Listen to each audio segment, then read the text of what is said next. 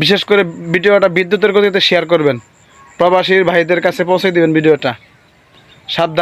সাবধানে থাকার জন্য ভিডিওটি করতেছি, ভিডিওটি সবাই শেয়ার করবেন। ইরান থেকে ইসরায়েল কিংবা মার্কিন ঘাঁটির দিকে ক্ষেপণাস্ত্র ছোড়ার দৃশ্য ফোনে ধারণ করে অনেকেই ছড়িয়ে দিচ্ছেন সামাজিক যোগাযোগ মাধ্যমে। এতে যেমন আছে নিরাপত্তা ঝুঁকি, তেমনি যুদ্ধকালীন নির্দেশনা না মানায় অনেকেই পড়তে পারেন আইনি ঝুঁকিতে।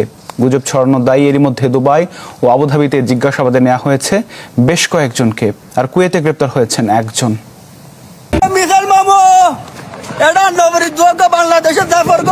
ঠিক মাথার বাইরে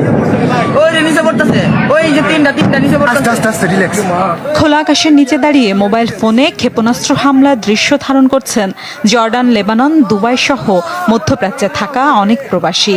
কেউ আবার আঞ্চলিক ভাষায় উত্তেজনার সাথে দিচ্ছেন পরিস্থিতির বর্ণনা।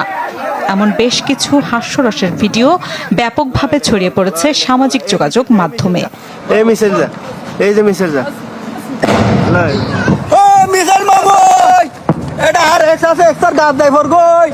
তবে এটি কেবল বিনোদন বা ভাইরাল হওয়ার বিষয়ে আটকে নেই, বরং প্রবাসীদের জন্য তা বয়ে আনছে বড় ধরনের আইনি ও নিরাপত্তা ঝুঁকি।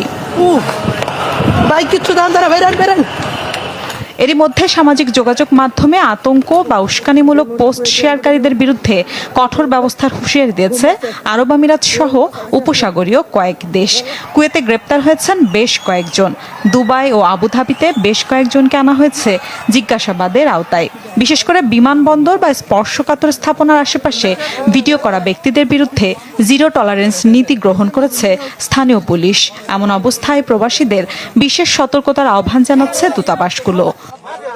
কোনো জমায়েত করবেন না, আরব আমিরাত সরকারের নির্দেশ মেনে চলুন, গুজবে কান দিবেন না, বিভ্রান্তিমূলক পোস্ট দেয়া এবং